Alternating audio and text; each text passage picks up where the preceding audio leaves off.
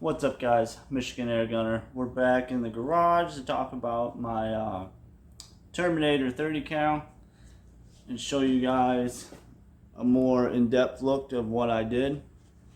So this plunger used to come about to here, so I cut about 6 inches off this rod right here, and then I cut the spring down to where I just had enough tension.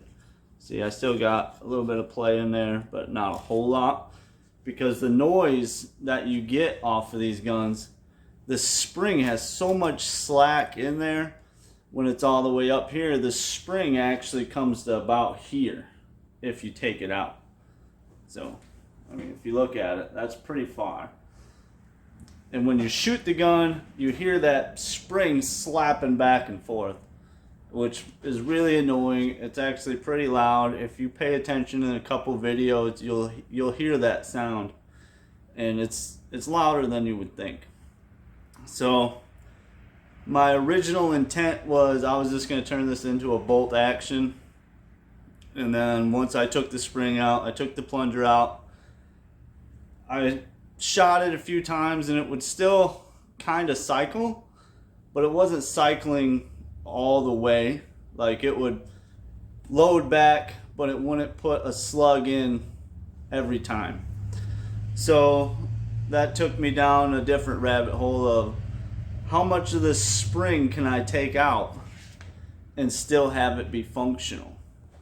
So after doing that, I re-threaded this. I didn't have the right thread, so I did use a fine thread, but since this is plastic, I just re-threaded it through the plastic, or cross-threaded it, as you could say. It did push this plastic out just a tiny bit, so I just filed that down a little bit.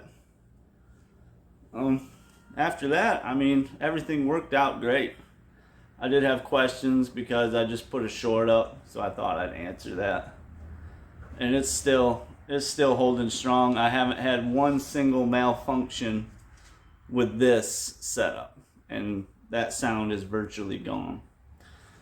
Also, I want to talk to you about this here tube clamp from Daniel, our friend on Facebook.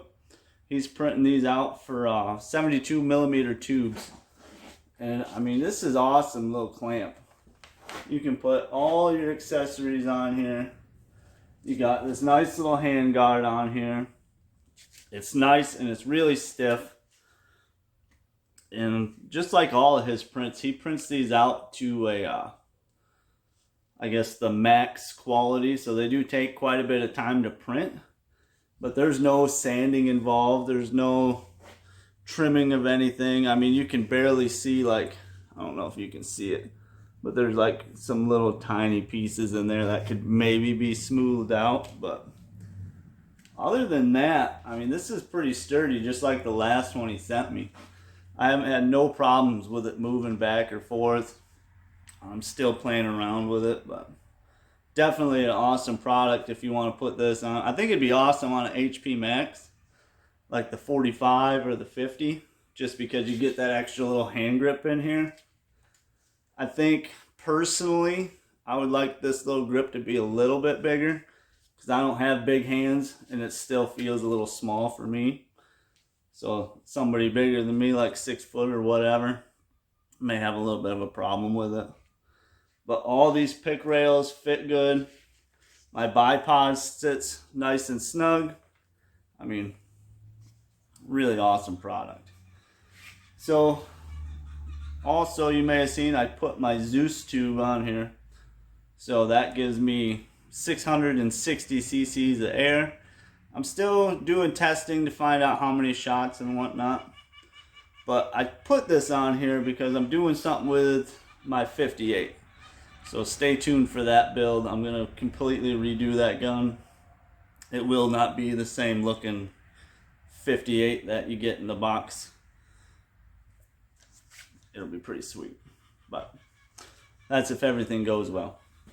But until next time, guys, keep shooting, keep doing what you're doing, and I hope this answers any questions you have for this little bit of a mod that I did. If you have any questions, please comment in the comments. Later, guys.